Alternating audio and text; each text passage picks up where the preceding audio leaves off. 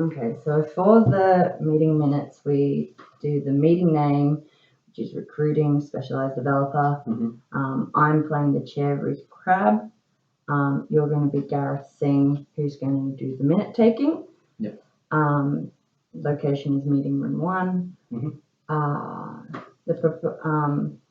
The purpose statement is, I will say it during the welcome of the meeting, and you just have to jot down the general idea of what I say. No problem. As well as the welcome statement. Attendance, we have me, Ruth Crabb, you, Gareth Singh, and then a third attendant, Bay Arnbardle.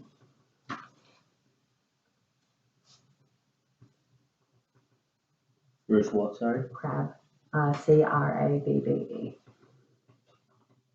Then I make any apologies for, say, someone couldn't attend, and then I go through any previous meeting issues. So previous minute. Is there any apologies for this meeting? There won't be, just because. Okay, there's no apologies. There's just us. Okay, no problem. There also, we won't need to approve minutes or actions from previous meetings because there wasn't a previous meeting. Okay, so can I put a dash? Yeah. Dash. Okay. Then I'll run through the agenda items, and as I run through them, you just note down each item, and then as we discuss it, you just summarize what we've talked about in the actions section. Okay. So can you give me a general thing of what we're talking about now? So we're going to discuss the Adept, our gaming company, wants to hire a new gaming developer. So we're identifying the key requirements for this new position, and it's to develop educational games for preschool children. Okay, so we're hiring someone who needs to develop what kind of game? A video game, a board game? Board game. A board game? Okay, so we need an educational developer for a board game for preschool kids. Yep. No problem. So that's a general. It's our general purpose kind of thing, is to identify the key requirements. So welcome to the meeting, recruiting specialized developer. Thank you for coming. And can I ask that all mobile devices be turned off? The purpose of the meeting today is to identify key requirements for a newly created position at Adept, our games company. We specialize in board games, and the role is for someone to develop educational games for preschool children. With the agenda today, we'll be going through the general requirements for the position, as well as specific requirements. Gareth Singh will also be doing an agenda item on where to advertise the position.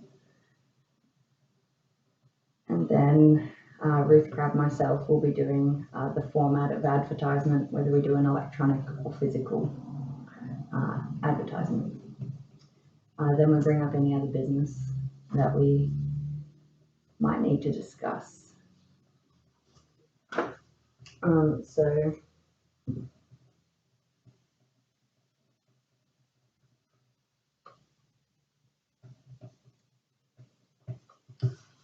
For our first agenda item, we are looking at the general requirements for the specialized role, and I have provided the Adept Hours gaming developer requirement, which just covers education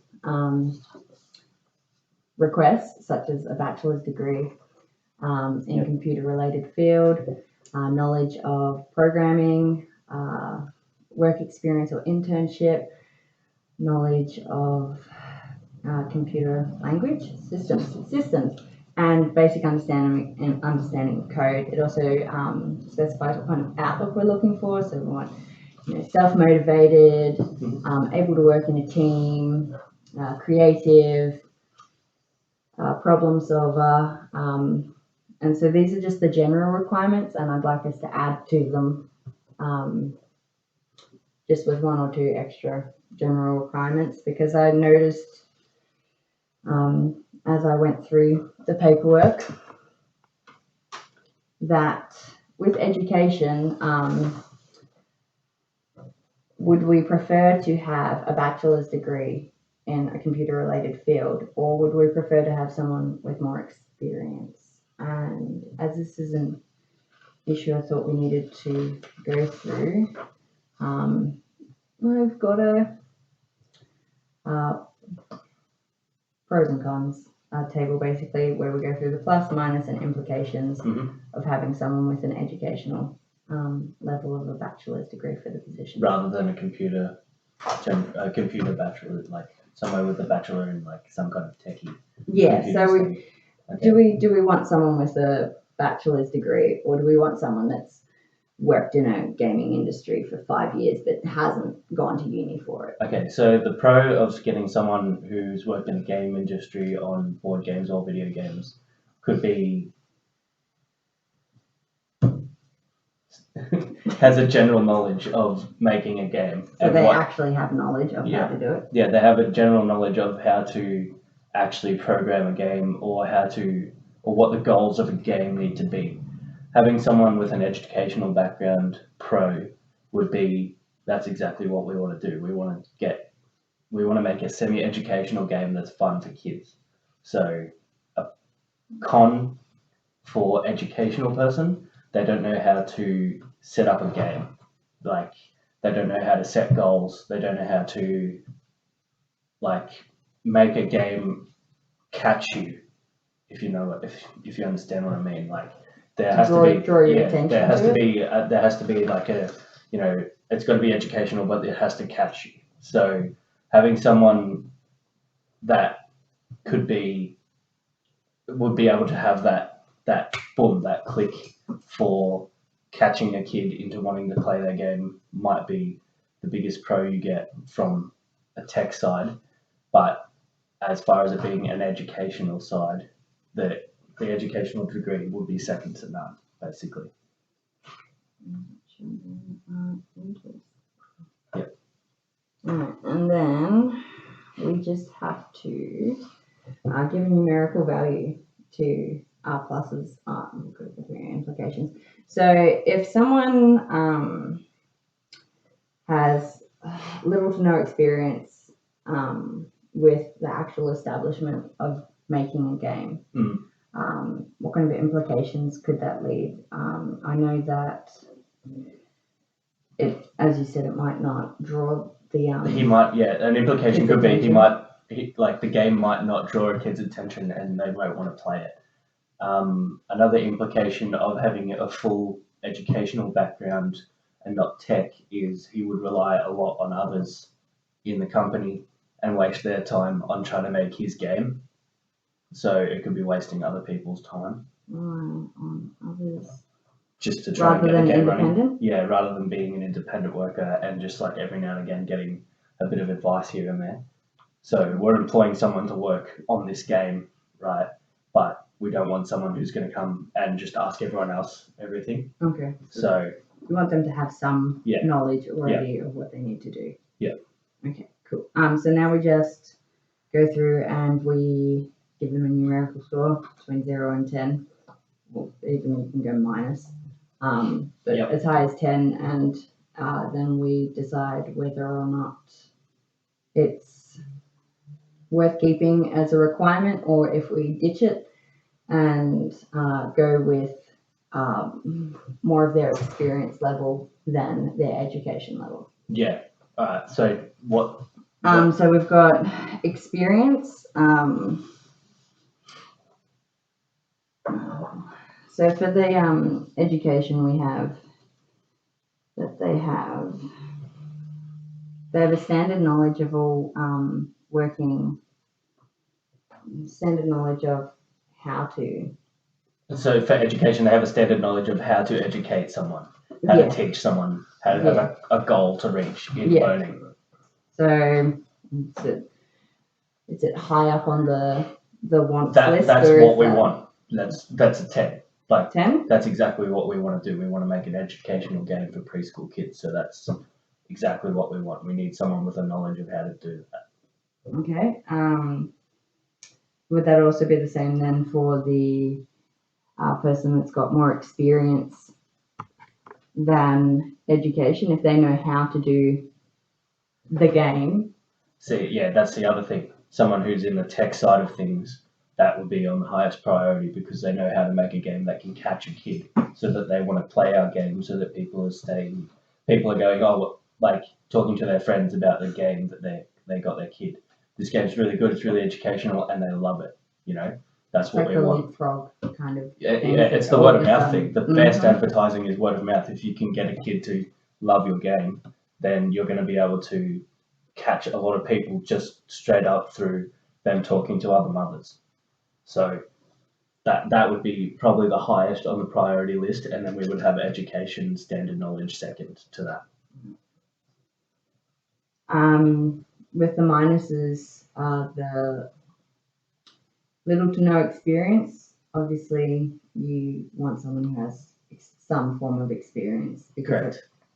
So, would we go in the negatives, or we would just have it as a very low positive score? Is this the minus for education, not knowing how to make a game? So them not knowing how to make a game probably wouldn't be a minus because they still have this plus. So I'd say it's just a low priority, maybe a 1. 1? Because they can probably, it's not exactly hard to learn how to make a game. But the other thing with the education, I just cover that one now, about him relying on others. Relying on others, yep. That would be in the minus because that's not what we want. We're employing someone to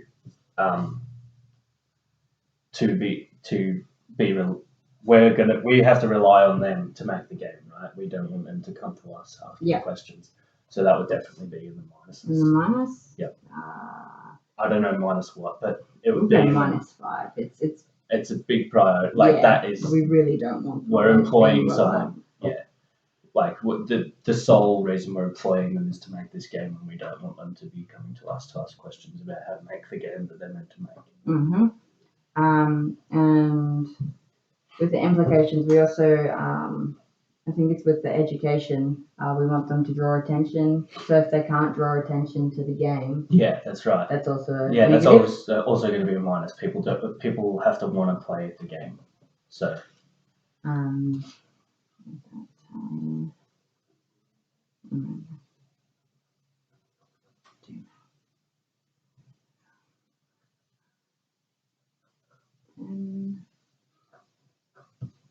So, because they're quite close scores, I think that we take away the educational requirement. Yeah. But still have it as a maybe. Not a bachelor's, maybe just some experience with kids. Yeah. Just some experience.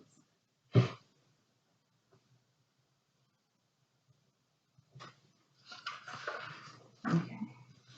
So we decided on, with the education, that we would prefer some experience rather than a bachelor's degree in computer-related science. Yep. Are all the other general requirements looking all right if they have a basic knowledge of computers and code and programming? So the computers and the code is the big thing. They have to know how to make the game. Right? Yeah. They don't have to have a teacher's degree, but if they have a university degree, I want it to be in games and how to make a game and how to catch someone with a game. So the education requirement as for being able to teach someone is not as important as being able to make the game. Straight up.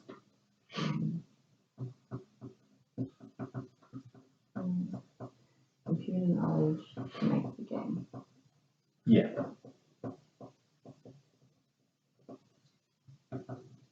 The general outlook, so that they're self-motivated, they're creative, they're problem solvers. Well, creative is the biggest thing. Mm-hmm. They have to be able to create their own game. So that has to be top priority. Problem solver. I suppose it's a pretty big, all of these things here that you've got listed: self-motivated, able to work in a team if required, creative, problem solver, enthusiastic, communication skills. communication skills and teamwork go hand in hand, so that is a given. Problem solver. If there's a problem with the game, if it's not catching people's eyes, you have to be able to solve that problem, right? So you need to be able to be a problem solver. Creative, biggest thing. You need to be able to create a game. That's what we're doing. That's why we're employing this person. Exactly. We need to create. So creative is probably the biggest priority on that list. The rest is obviously important. It's just a general what you want from someone you're employing. But yeah, so like an artist, someone who's got an art background would probably be good as well.